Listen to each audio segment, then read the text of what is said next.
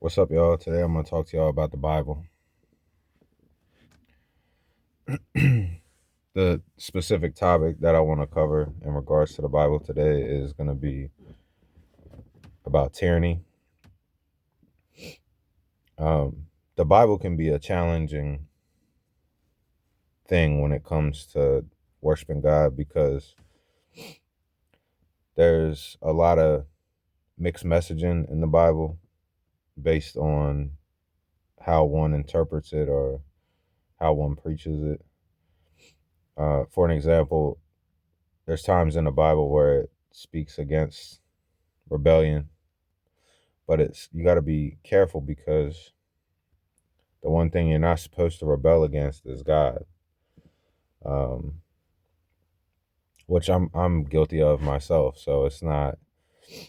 But the point is, um, you got to be careful about who you're listening to, including me, and that's just honest because I'm human. I'm imperfect. That means if I read something and interpret it, um, yeah, you got to use a lot of discernment. Same thing with any preacher or pastor or even theologians who that's what they that's what they've studied. They've spent their whole life in this. Um, the facts of the matter is none of us were from that time. Some of us may have ancestors that date back to that time, but us specifically, we're not from that time.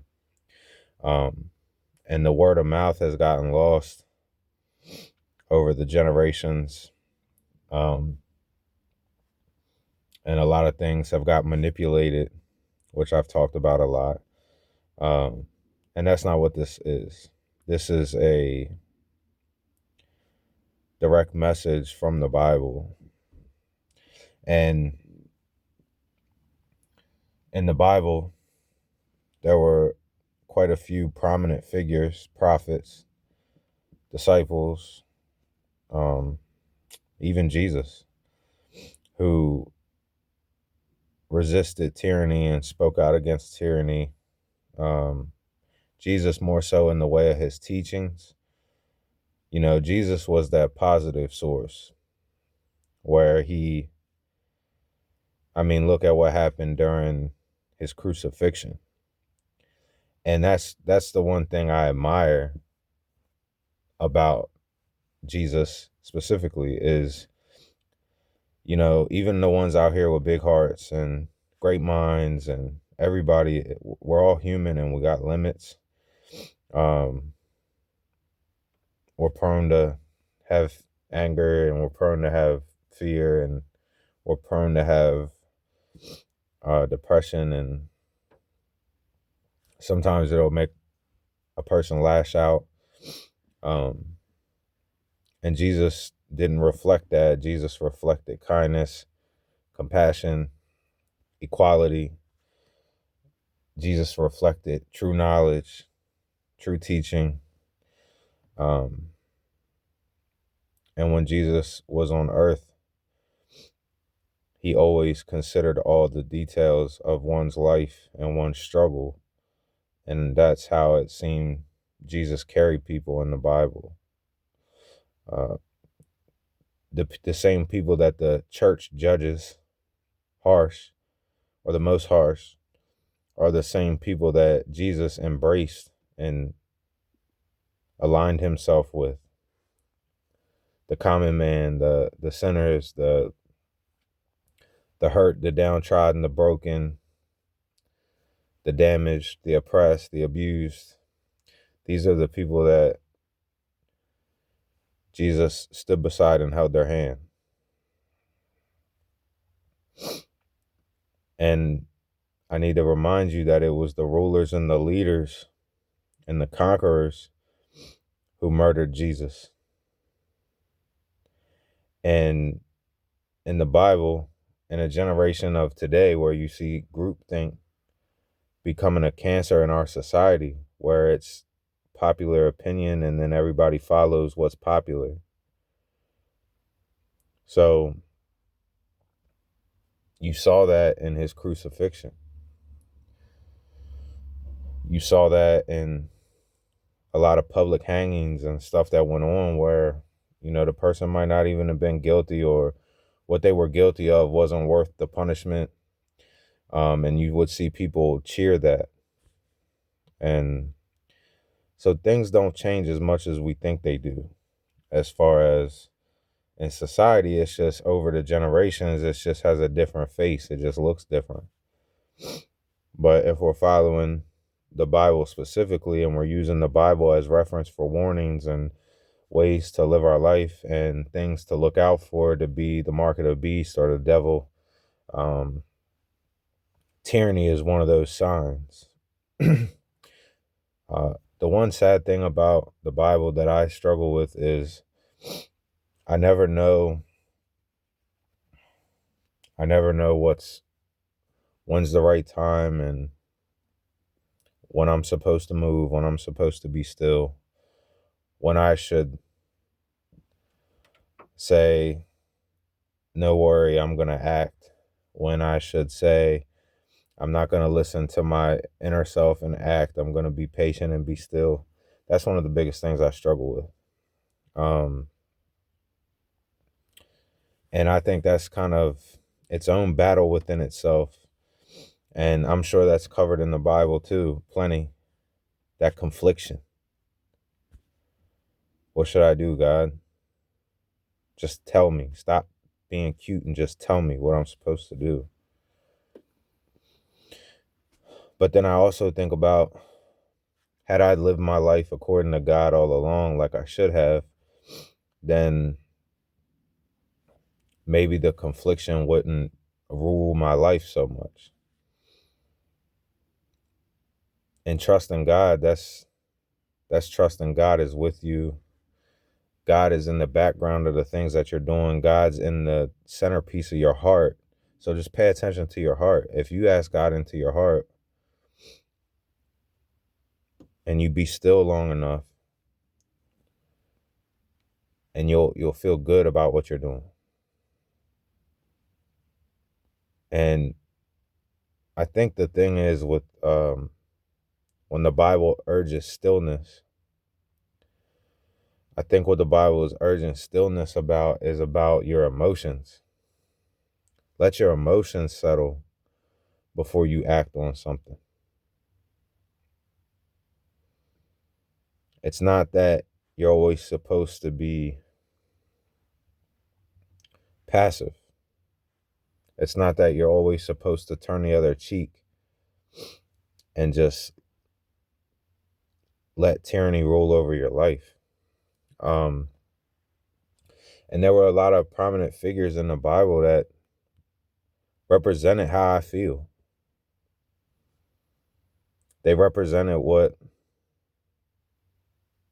I'm speaking and what I speak about and what I'm passionate about, what makes me the angriest, what makes me, what as a child, what broke my heart the first time. It's the ugliness of the world that doesn't have to be. And it's crazy to me because in being slow and being still and being forever present with my kids, one of the main things I noticed with my children was I don't really got to tell them anything.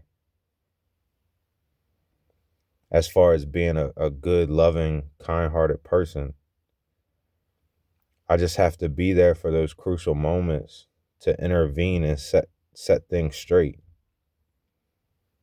I think what ruins our kids the most is the fact that we're not present and we interfere too much. And that's discounting society, because I could talk forever about that. But just individuals inside the house. I think where we make the most mistakes is assuming that they're not just born with it.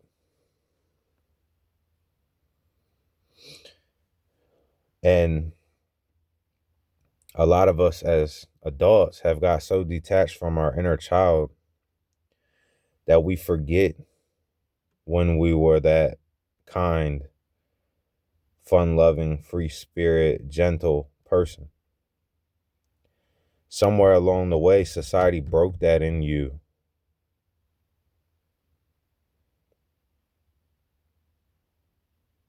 None of us, most of us, were never supposed to be who we are right now. A lot of us turned into things that we weren't supposed to be. But as a society, we've become a culture where we just use other people's lives and pain and misery and mistakes as our blanket to cover our own. So we tell ourselves things like, I didn't do all that what that person did, so I'm better than them. Or when somebody comes to give a message, no matter how true the message is, no matter how much experience the person has, we discredit it because of their sins.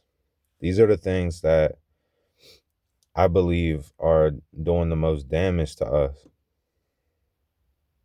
That's what's stopping us from being like Amos or Elijah or Isaiah. That's what's preventing us from being like them. And then a lot of us think because of our sins that we can't exercise our voice anymore. And then society backs that up. Because when you do speak out, they smack you back down.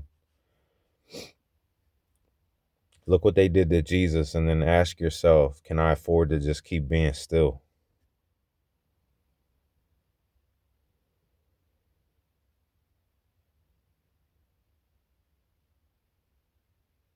I follow a faith-based channel. I follow a few, but the one I really stick with the most, he talks about it all the time. You know, it's like you have to stop letting your fears and your worries stop you from reaching your calling and your purpose.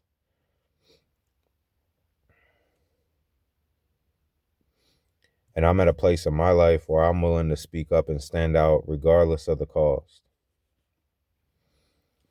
And for a little background, you know, I was one of those people that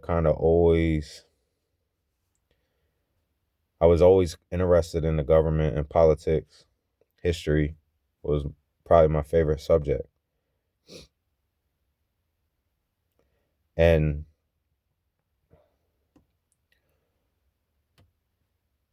somewhere along the way, things shifted. And I made the decision that instead of being a part of them, I don't want anything to do with them. And I'd rather take them down.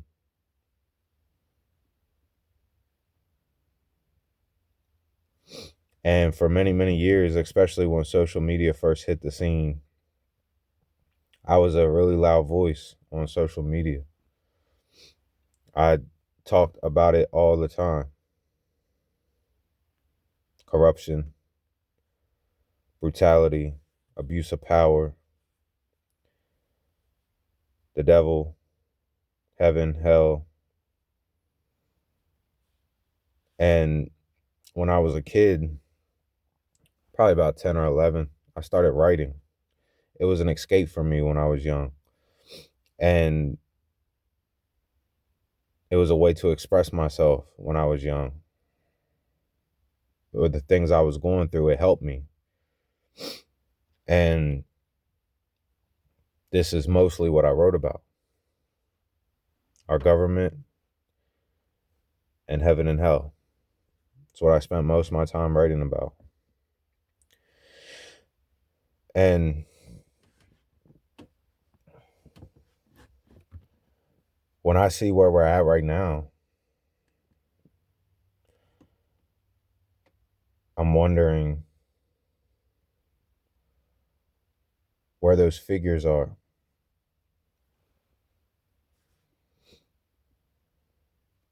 And you see them, but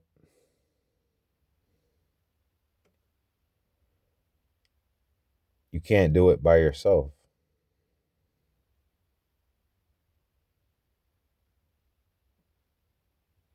And in the Bible, those figures, those prominent figures I mentioned, Amos,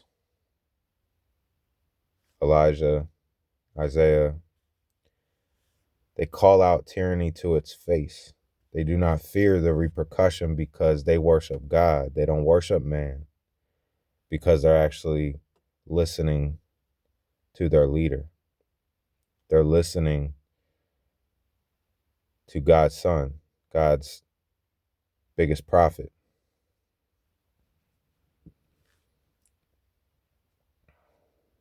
Our Savior, our sacrifice, God's sacrifice. And it still happens today.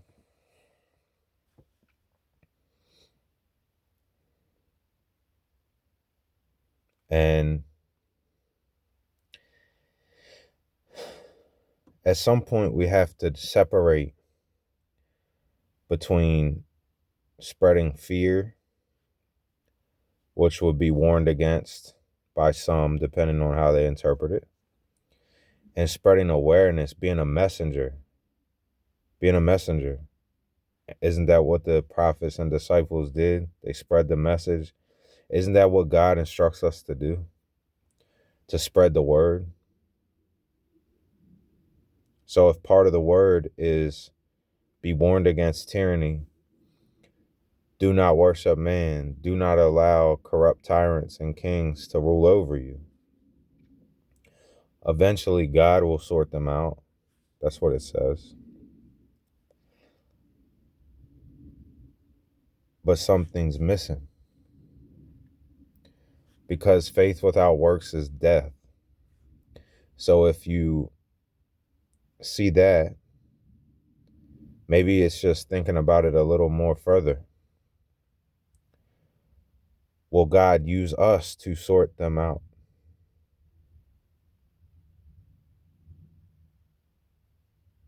And then what's the repercussion of us worshiping government, democracy, and Republican, Democrat? What's the consequence of us worshiping false churches and preachers, gangs, sororities, fraternities, sect groups, and occults groups that use symbolism and do rituals for initiation and give you oaths that aren't of the Bible? And like I said before, everything's a microcosm of who's in control. So if you look at society,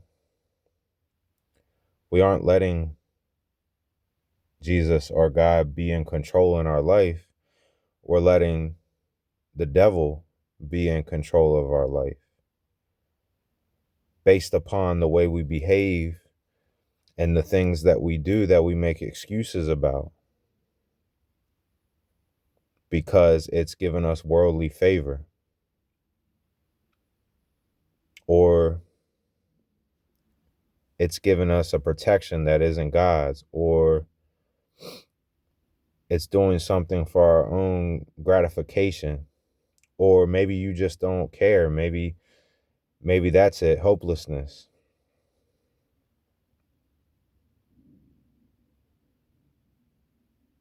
And I know how that feels, hopelessness, not caring anymore.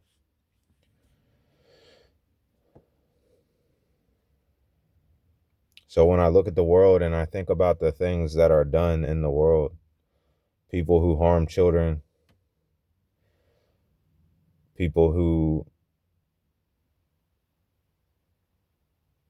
harm each other,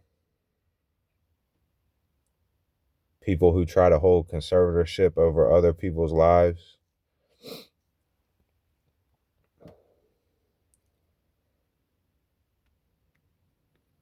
So I just think to myself, it's a time in our history where I feel more motivated than I did many years back. And maybe it was me having children and I tried to ignore it. Like when I had kids, I tried to ignore it. I tried to just say, I just need to focus on my kids and shut the world out and try to keep them safe, keep them alive, and keep them happy and make sure that they don't have to go through what I went through. And while that's important, and while up to this point, they have not faced the things that I had to face when I was growing up. And I'm not saying I'm perfect because I'm far from it. You know, I've sat with tears in my eyes plenty of times because I didn't feel like I was a good enough dad, or I didn't feel like I was doing good enough for them, or sometimes I had them tears in my eyes because I felt sorrow for bringing them into this world.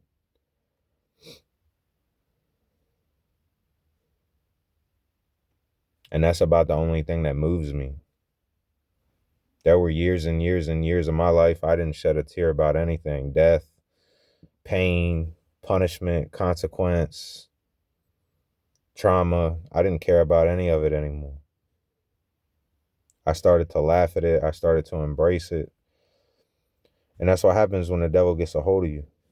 And depending on how you get raised, you might be more subject to it, depending on where you come from and the things that you get brought into.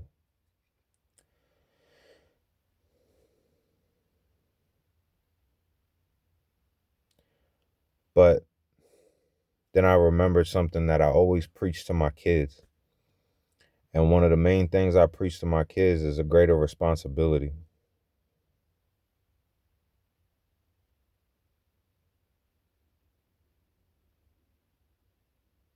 Because selfishness is a poison.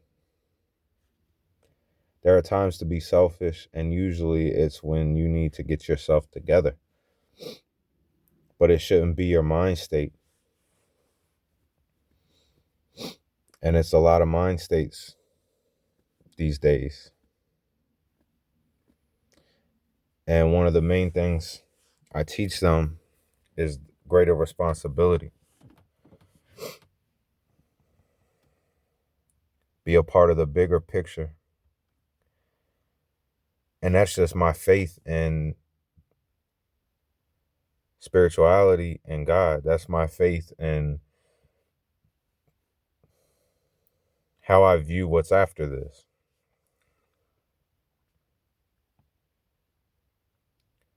And I had that switch flip where I'm like, what's all this panic about? What's all this?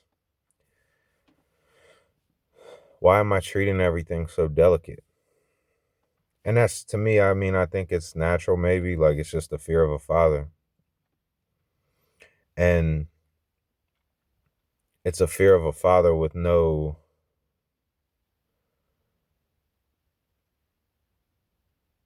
to look to, without the support of a bigger family, without the support of mine, without the support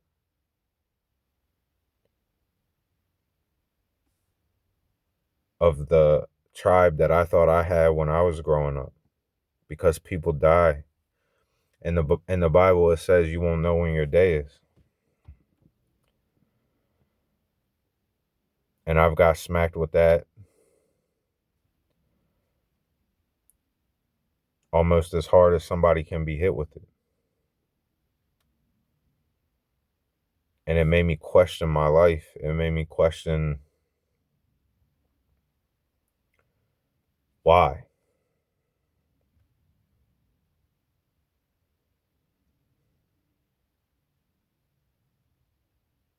But for me, it was almost like par for the course.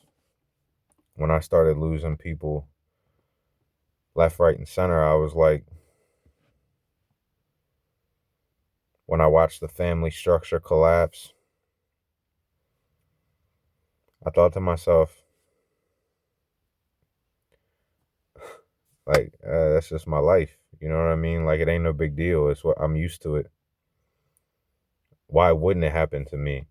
Everything else has. Why wouldn't it? But then I got real cautious because I started thinking to myself, like, as bad as this is, it could always get worse because I have children now. Then back comes the panic, you know? Because I think that's every parent's biggest fear is just something happening to their kids. Especially in a world like today where that's kind of what we're seeing. And really, it's nothing new. It's just we're starting to slowly wake up to it and acknowledge it instead of ignoring it. And that's why I'm bringing up this tyranny thing and these leaders in the Bible that were speaking out against tyranny and calling it out to its face, not being afraid of the consequence, trusting their God, trusting their sacrifice, trusting Jesus and his instruction and God's instruction and the model that's set before them. And a lot of these people during that time were some of the worst in certain times of their life. But they had a greater purpose. And they used that sin from their past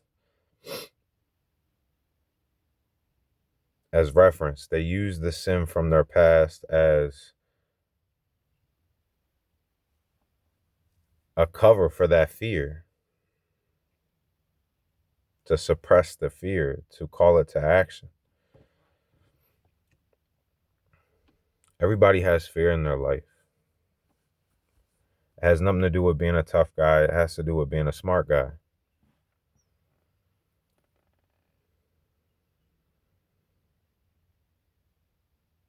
It has everything to do with being an honest person.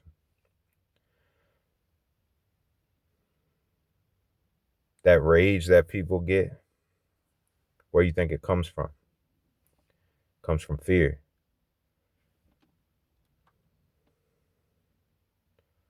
Fear isn't always like we see in the cartoons where you're shaking and shivering and hiding in a corner. And in fact, something that looks like that could be sadness, depression. And something that looks scary like rage could be fear.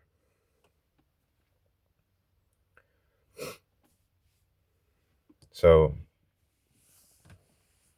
the main reason I wanted to make this video, especially today, is because those are the people that I admire in the Bible.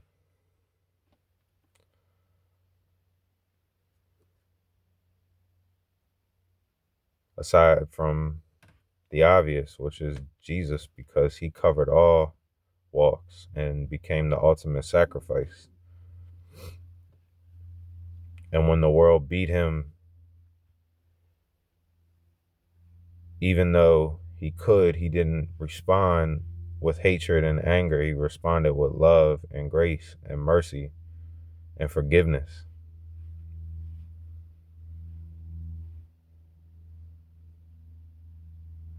And I'm trying to work towards that, even though it's difficult. Because those things cloud your vision and those things block you from fulfilling your purpose. So this is a message to people who believe in God and Jesus, who are in their awareness, who know the truth, who see what's going on, who notices what's happening and what's been happening. It's a build up.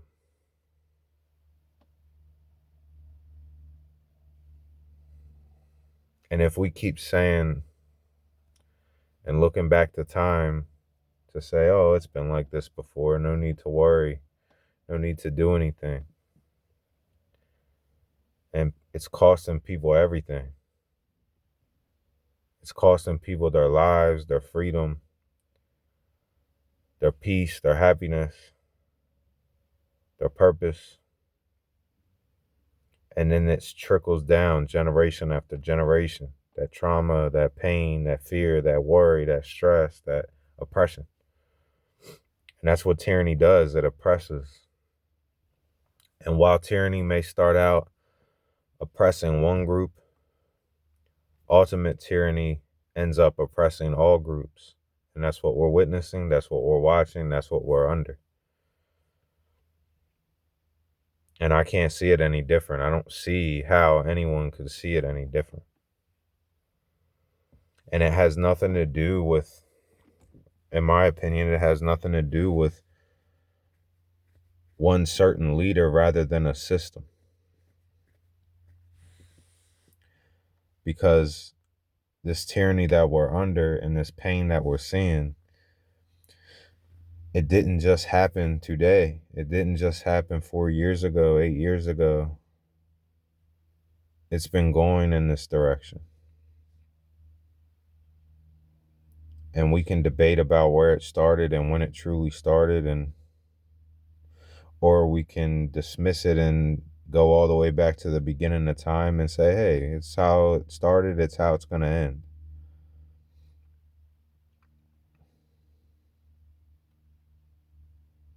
But that doesn't change the fact that in the Bible, there were people who stood up to tyranny and called out evil to its face, called out the tyranny to its face.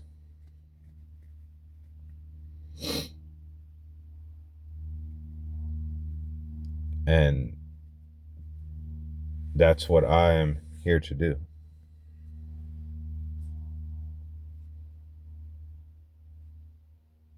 And that's what I'm going to do. But if we want to see real change, if we want to see the fruits of our labor, first we must act. Whether you exercise your voice, whether you boycott, whether you protest, we need to use the tools that we have in place. And I tend to believe that while the Bible says don't preach dissension. So you will say a rebel is preaching dissension. But that rebel could be speaking out against tyranny and preaching unity and claiming that the tyranny is imposing on the unity. You see what I mean? This is why context, interpretation, and reading the whole story instead of a part of the story is important.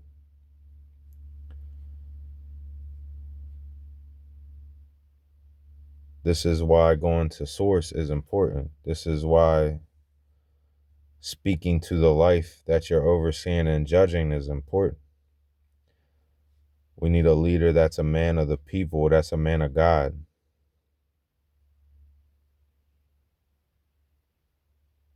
We don't need leaders that are a man of themselves, who subscribe to self-worship, who subscribe to worshiping cults and groups and programs. We need leaders that represent us, not a part of society that we'll never see. We need leaders that reflect our lives and the things we've been through. Otherwise, how do they know how to help the people? And over the years, and I'm sure a lot of people much older than me could echo the same, over the years,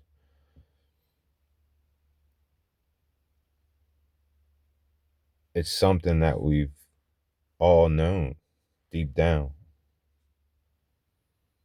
And we just hold out hope.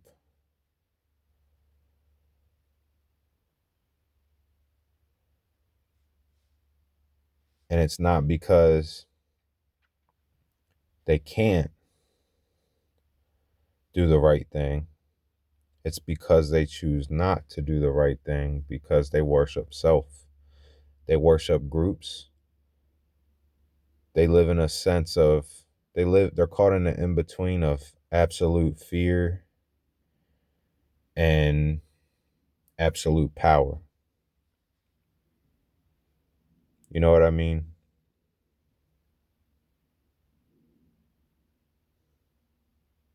They're always in fear that we'll do something about it. And they exercise their absolute power to prevent that. And maybe they never stopped to think that if they took care of their people like God instructs, they wouldn't have to live in fear. They would actually be revered and treated like a king. Because there's no problem. The Bible says we need a governing system. There's no problem with applauding your leaders, loving your leaders, saying they're great leaders.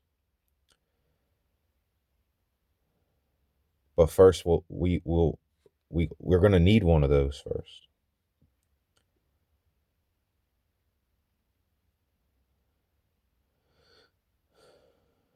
I've been here a while, and I haven't seen one. And I wasn't here when JFK was here, but he's who I look to. And it's not about his sins. Every prophet, every disciple, every person that God chose to speak through and Jesus aligned with were sinners. And they covered all multitudes of sins, every one, every commandment, everything. If you put them all in a pot, everything's been violated because we're all sinners. It's not about that. It's about what's in the heart.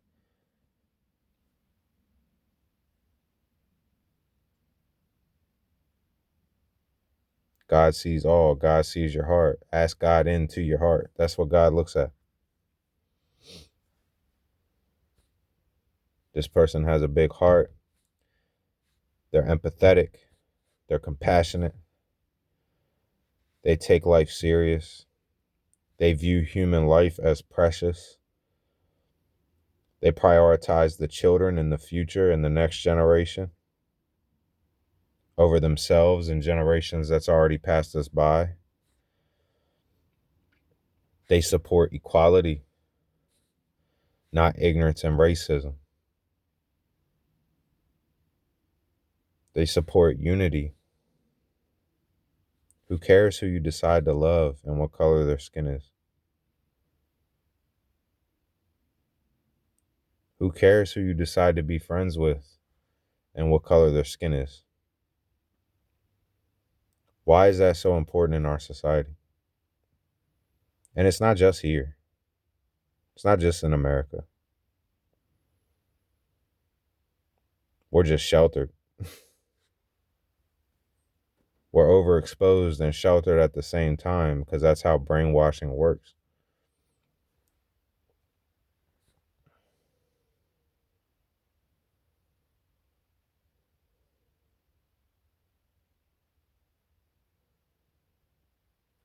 The war that is taking place right now, and so many people support it. And if you actually stop to think, it's the same war that's been happening ever since this generation's been alive. Pretty much. And pretty much my whole generation as well. So you're going on 2 generations. And there's a third coming. The same war. A 3-generation war.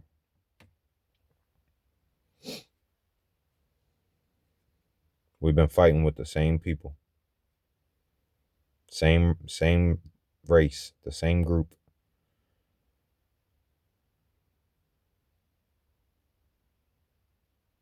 And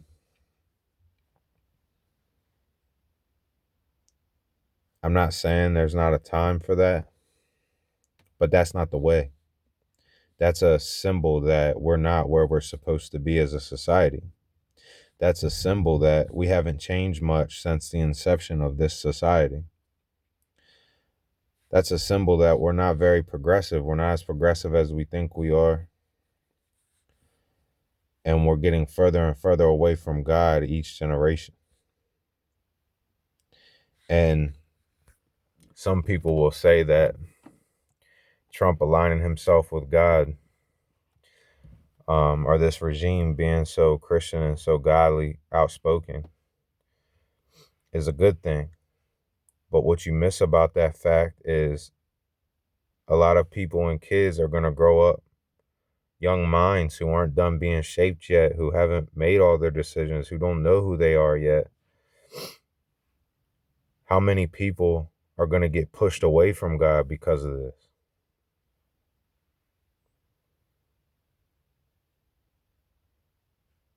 And I'm speaking from experience.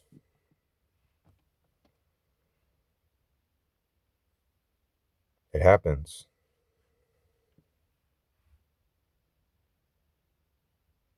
And that's how you end up with a whole group of people that don't know God. But the spirit world is there regardless of what you do. So then who are those kids and teenagers and people in their young 20s? Who are they becoming open to? Who are they getting? Who are they easy pickings for? And that's that greater responsibility I'm talking about. So, in my opinion, I don't look at this as getting closer to God. I look at it as another act of mass violence pushing us further away from God, and a country who is neglecting its own people when there's so much that is needed here. We still don't have proper health care. We still don't have proper education. We still don't have unity, even though we claim to be united. Racism is still strong and prevalent, and I feel like it's getting worse. People still target you if you're in an interracial relationship. Um, People still target you if you speak up for Muslims and you speak up for what's happening to them, or you speak out against the war against them and say, hey, man, they're people just like us. Leave them alone.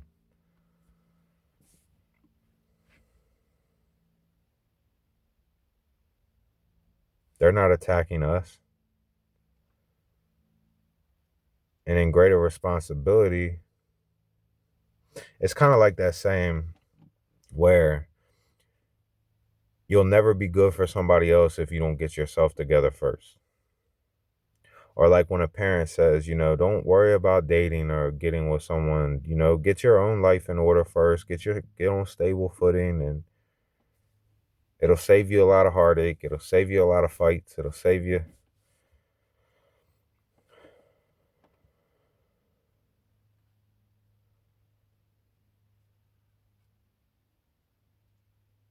And we've neglected our problems for many, many, many generations. And that's what tyranny does. It lies. We're not over there trying to liberate anybody, and our wars have never been about liberation.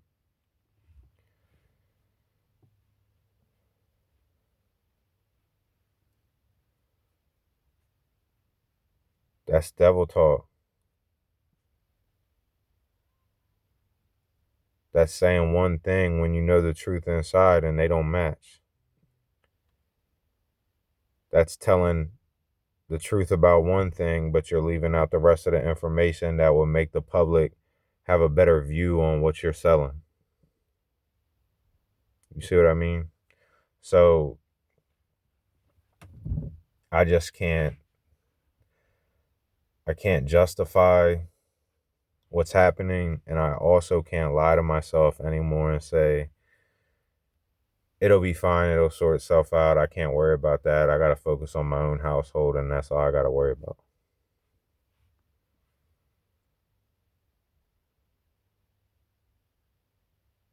Because one day I'll be dead and gone, and my kids will be left holding these burdens that they have to live in.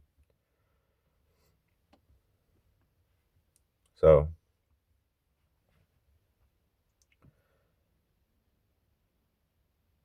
I'm not telling anybody what to do or what to think.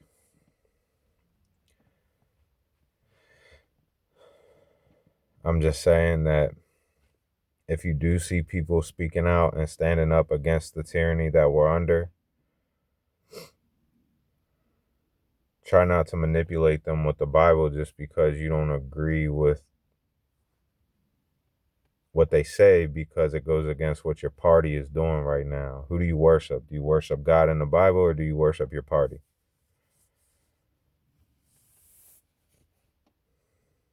Do you worship God in the Bible, or do you worship the color of your skin?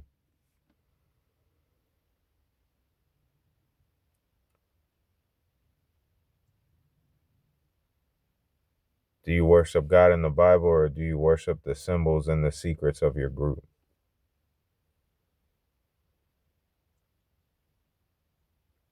So that's what I got for you guys today on Sunday. Not necessarily preaching at you, just more so sharing what I think, what I feel, what I read, what I see, and what it makes me feel inside. And I feel like maybe we need more of that.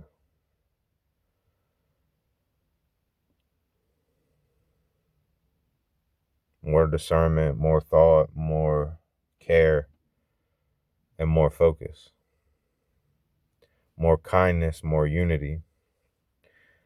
While they're so busy being distracted, if we unify right under their nose and we start to put down the false constructs of race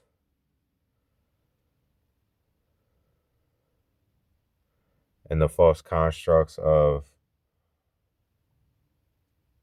this somehow superior genetic, this false construct of old money and ruling like secrets and lies and overpopulation and all these things that are just false. We're following them. We're not following God.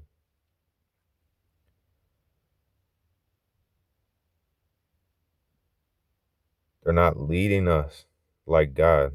They're not leading us like Jesus.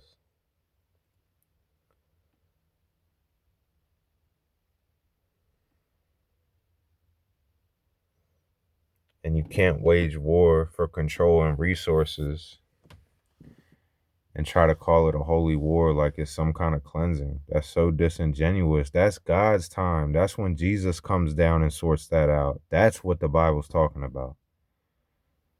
That holy war is when Jesus comes down and sorts that out. This isn't no holy war.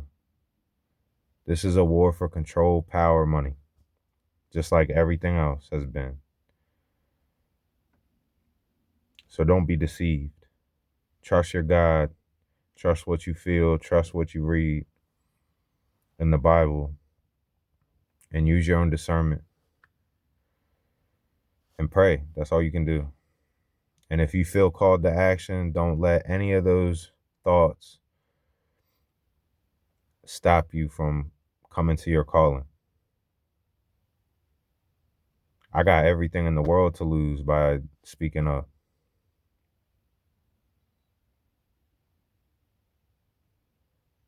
If I would have just went somewhere and hid in a corner somewhere and kept my mouth shut, I probably wouldn't have no fears or worries. But I refuse to do so.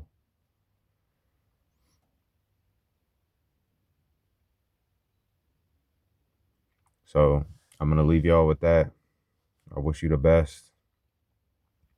I pray that you stay close to God. I pray that you find God if you haven't. I pray that you step away from the devil, Lucifer, and Satan, and the things that have been put here for you to fall and fail. The tricks. I pray that you're able to get away from that and build your relationship with God, because it's never too late until it is.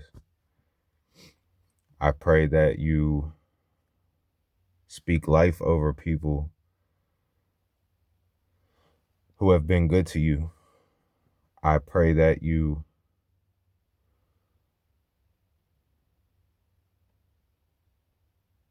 Wish well for your enemies and wish well for their discernment. Pray for their sight.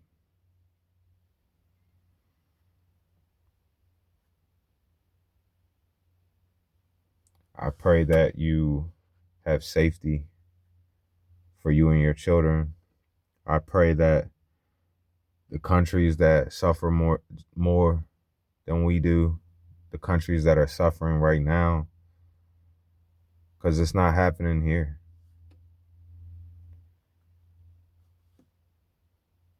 I pray that they get freed from this. I pray that one day there is justice for those children.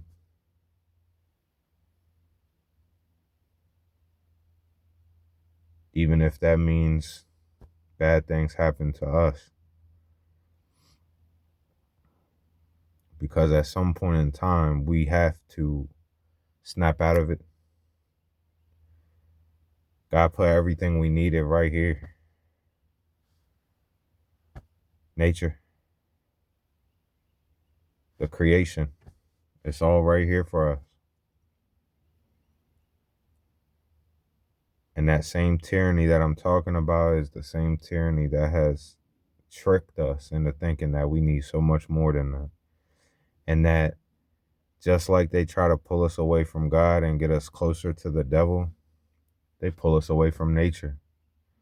They pull us away from each other.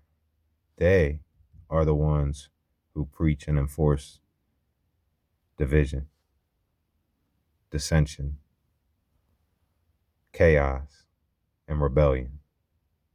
It's not the ones who are speaking out against it.